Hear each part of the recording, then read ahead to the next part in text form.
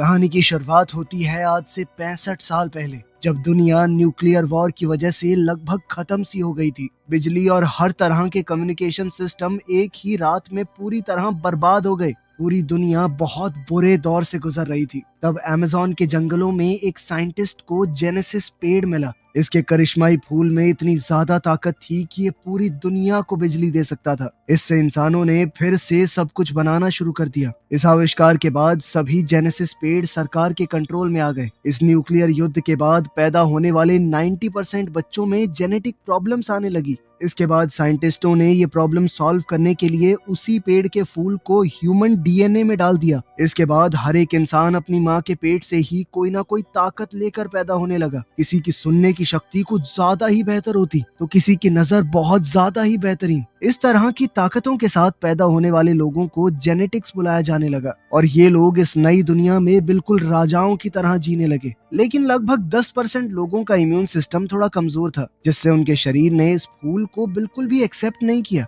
इन लोगों को स्पेशल्स बोला जाने लगा और इन्हें सिर्फ छोटे मोटे काम दिए जाते, जैसे साफ सफाई, मेंटेनेंस वगैरह। अब हम जेनेसिस इंस्टीट्यूट में क्लोई को देखते हैं, जो इस वक्त एक स्टूडेंट बनकर क्लास ट्रिप पर गई है और उसका व्हील चेयर वाला पार्टनर लियोन सफाई करने वाला बनकर वहां आया। सबका ध्यान हटते ही लियोन ने एक डिवाइस की मदद से बंद दरवाजा खोला और प्राइवेट एरिया में घुस गया। मैप चेक करते ही उसे पता चला कि 2 गार्ड पास में ही खड़े हैं, तो उसने वहां पर एक छोटा चूहे जैसा खिलौना भेजा। गार्ड्स उसके पीछे गए, उसे पकड़ा तो उस चूहे के अंदर से स्लीप गैस निकली, जिससे दोनों गार्ड बेहोश हो गए। लियोन ने उनकी चाबियां ली, वेंटिलेशन सिस्टम तक गया और गैस का टैंक जोड़ दिया, जिसके बाद स्लीपिंग गैस ने पाइप्स के अंदर से जाकर साइंटिस्टों को सुला दिया। फिर उसने मास्क पहना और लैब में घुसने की कोशिश की, पर उसका कोड गलत निकला। उसने क्लोई को कॉल किया और सही कोड लाने को कहा। मेन लॉबी में क्लोई ने कुछ लड़कों को स्पेशल्स के बारे में बोलते सुना कि उन्हें तो मार देना चाहिए। क्लोई ने उनसे झगड़ा शुरू कर दिया।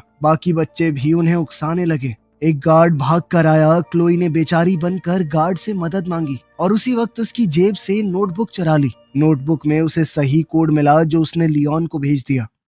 कोड मिलते ही लियोन जल्दी से लैब में घुस गया। उसने अपनी माँ की पुरानी घड़ी निकाली, जिसमें लिखा था कि हम सब एक हैं, हम सब बराबर हैं। ये पढ़कर उसे हिम्मत मिली। उसने एक लिवर खींचा, मशीन खुली और अंदर जेनेसिस ट्री था। उसने एक पुराना हथियार लिया और शीशे के अंदर छेद करना शुरू किया। लेकिन जैसे ही वो फूल तोड़ने लगा, पेड़ ने बहुत सारे स्पाइक शूट कर दिए और अचानक से अलार्म बजने लगा। लियोन ने फिर भी फूल को एक ब्लू कैप्सूल में पैक कर लिया। अनाउंसमेंट हुई कि ये बिल्डिंग अब लॉकडाउन में जा रही है और सबको जल्द से जल्द बाहर निकलना होगा। क्लोई लियोन का इंतजार करना चाहती थी, पर गार्ड्स ने उसे बाकी स्टूडेंट्स के साथ बाहर भेज दिया। किसी तरह किस्मत से लियोन भी समय रहते बाहर आ गया। बाहर लियोन ने जानबूझकर क्लोई को टक्कर मारी और उसका टेडी बियर नीचे गिरा दिया। उसने टेडी वापस देने से पहले कैप्सूल को टेडी के अंदर छुपा दिया। जब गार्ड्स ने लियोन की जेब चेक की तो उन्हें सिर्फ एक घड़ी मिली। उन्होंने घड़ी पर लिखी हुई बात का मजाक उड़ाया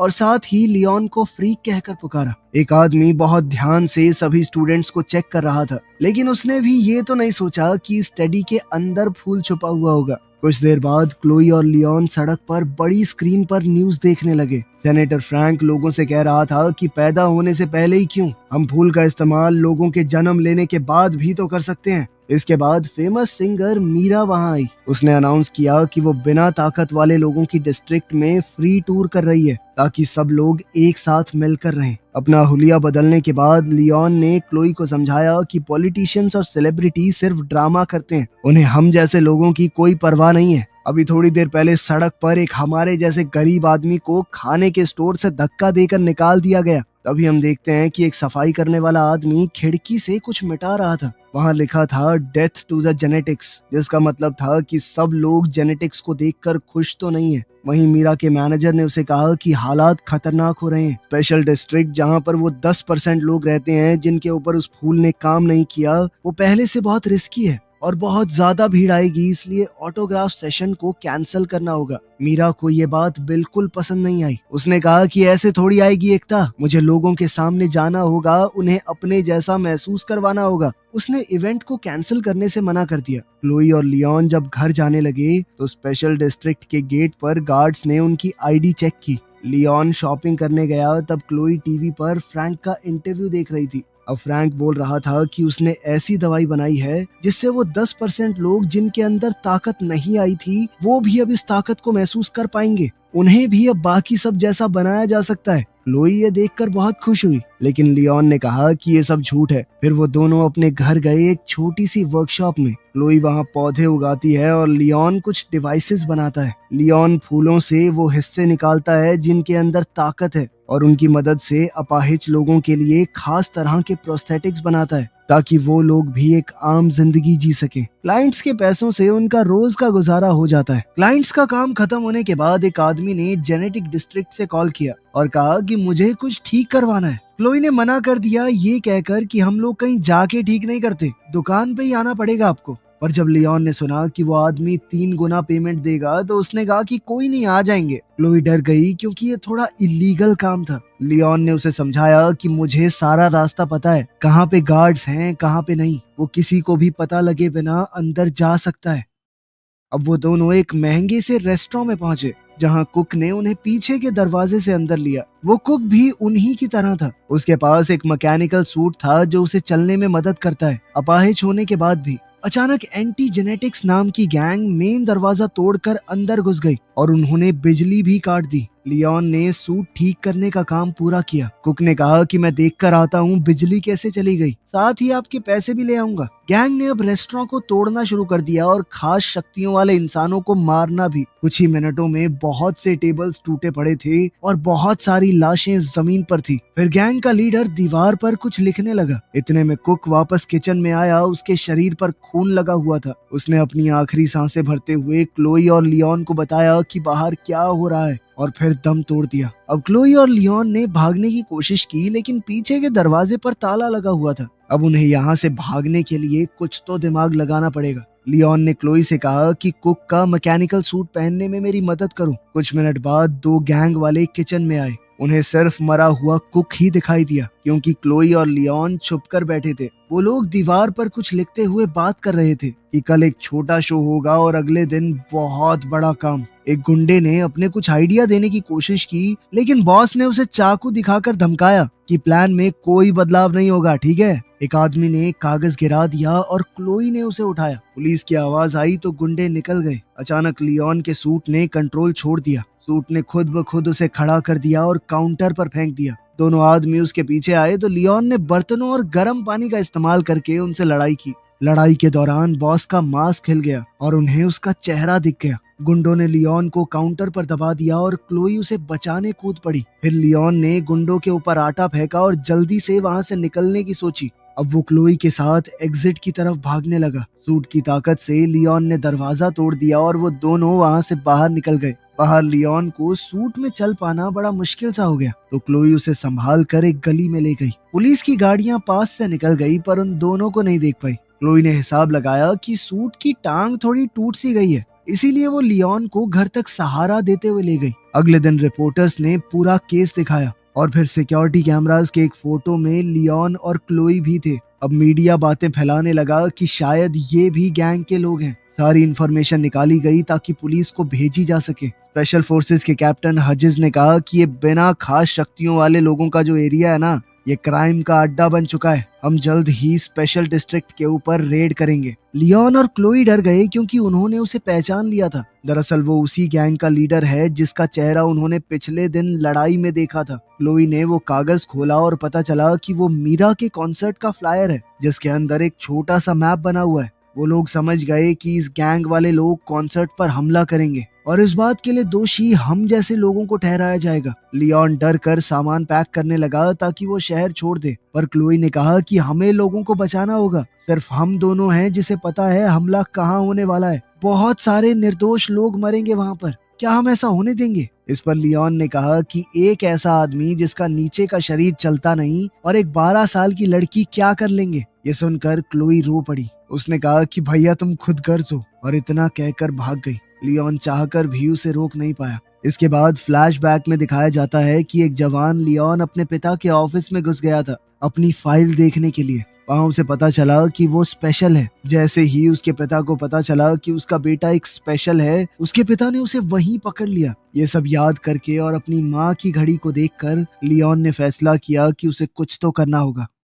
कुछ घंटों बाद क्लोई वापस आई और लियोन को सूट को ठीक करते हुए देखा। उसने लियोन की सूट पहनने में मदद की। लियोन ने अपने हाथ पांव थोड़े चलाकर देखे और कहा कि वो ह्यूजेस को पकड़कर उसके गुनाह कबूल करवाएगा उससे। लियोन ने कुछ अबाड़ कबाड़ चीजों से अपने लिए हथियार बना लिए और लोहे तक को मोड़ देने की अपनी ताकत दिखाई। क्लोई को सूट के अंदर कुछ खास तरह की तारें दिखी तो वो एक केमिकल बनाने दौड़ी जिससे सूट में लगे हुए हथियार एक्टिवेट हो जाएं। उसी वक्त मीरा स्पेशल डिस्ट्रिक्ट में कॉन्सर्ट कर रही थी। जनता उसे देखकर पूरी तरह बेकाबू हो गई। फैंस को लोग धक्का मारने लगे। सिक्योरिटी उन्हें जैसे तैसे पीछे कर रही थी। कॉन्सर्ट के बाद मीरा बस में चढ़ने जा रही थी, तब गार्ड्स ने उसकी सिक्योरिटी और मैनेजर को मार कर गिरा दिया। फिर रेबल्स ट्रक में आ गए और दीवारों पर अपना मैसेज लिखने लगे। हजिस ने मीरा को धमकाया कि चुपचाप हमारे साथ चलो वरना बुरा होगा। तभी लियोन वहां पर सूट और मास्क पहने आ गया। वो बालकनी से नीचे कूदा और सीधा हमला करना शुरू कर दिया,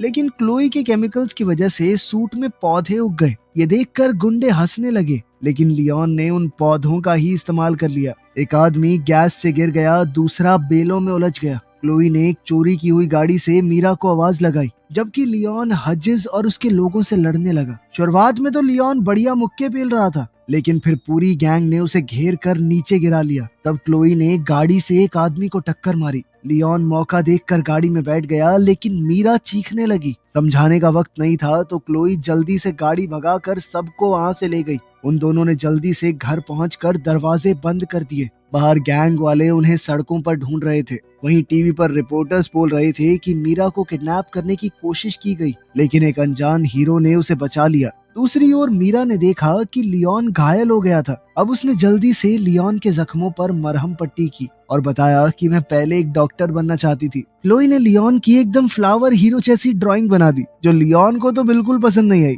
लेकिन मीरा ने कहा कि नहीं है तो बढ़िया। अब लियोन ने मीरा को हजिस का सच बताया। इस पर मीरा कहने लगी कि देखो, अब मैं जल्द से जल्द घर जाना चाहती हूँ। कल मेरा एक इवेंट है फ्रैंक के साथ फैमिली सेंटर में। लियोन को लग रहा था कि एंटी जेनेटिक्स गैंग का अगला टारगेट फ्रैंक होगा। आज उन्होंने मीरा पर हमला किया था तो वो कल फ्रैंक पर जरूर करेंगे। ये गैंग जन्म होने के बाद लोगों में होने वाले एनहांसमेंट या बदलाव के खिलाफ थी। ये मानते थे कि जो जैसा पैदा हुआ है वो हो गया। मीरा इस सब के बारे में पुलिस को आगाह करना चाहती थी, पर लियोन ने मना कर दिया, क्योंकि हजिस भी तो एक पुलिस कमांडर ही है। अब उन लोगों ने मिलकर आगे का प्लान बनाया।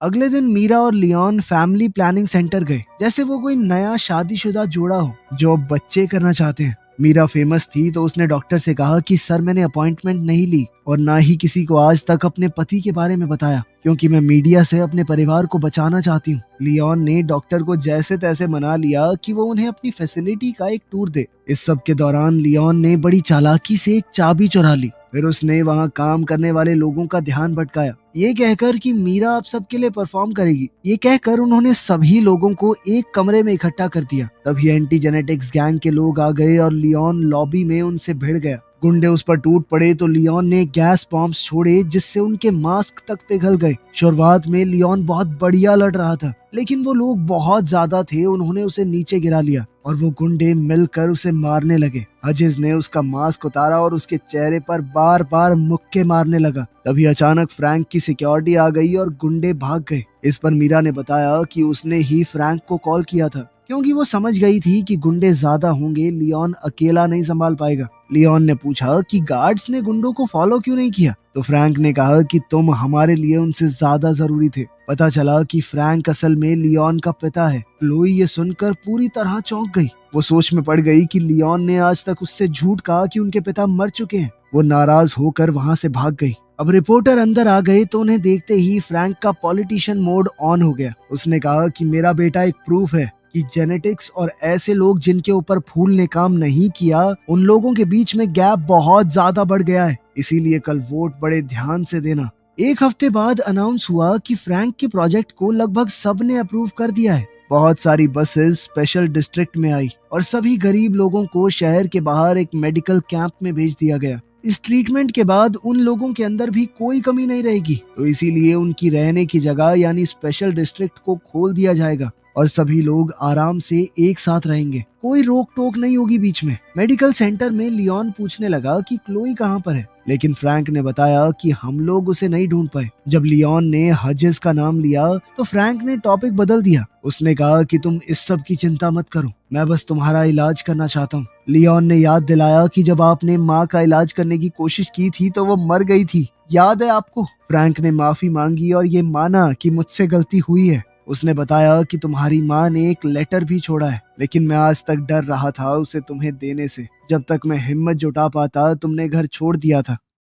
अब लियोन ने लेटर खोला। उसकी माँ ने लिखा था कि मुझे तुम लोगों को छोड़ना पड़ा, उसके लिए मैं माफी चाहती हूँ। वो चाहती थी कि लियोन एक अच्छा आदमी बने, लेकिन उसे डर था कि लियोन के अंदर का गुस्सा उसके दिल को खा जाएगा, उसके अंदर कड़वाहट आ जाएगी। उसने कहा कि बेटा, लोगों को माफ करना सीखो, क्योंकि कोई भी आखिर तक साथ नहीं होता। ये सब पढ़कर लियोन अपनी माँ को याद करके रोने लगा। मीरा वहाँ आई और लियोन को ताजी हवा के लिए बाहर ले गई। बाहर घूमते हुए लियोन को क्लोई दिख गई तो उसने उससे माफी मांगी। क्लोई भी अपने भाई से ज्यादा वक्त तक गुस्सा कैसे रह पाती। फिर लियोन ने बताया कि मुझे लगता है फ्रैंक ने ही सारे हमले करवाए हैं ताकि उसका प्रोजेक्ट अप्रूव हो जाए, लेकिन उसे पकड़ने से पहले उन्हें उसके खिलाफ सबूत ढूंढना होगा। क्लोई को एक आइडिया आया और उसने एक आदमी से जिसके पास आई प्रोस्थेटिक है उसका कैमरा मांग लिया। उधर डॉक्टर्स ने अगले पेशेंट का नाम अनाउंस किया। उधर लैब में क्लोई ने वेंट्स में घुसकर रिकॉर्डिंग स्टार्ट कर दी। हजिस और फ्रैंक आपस में बात कर रहे थे।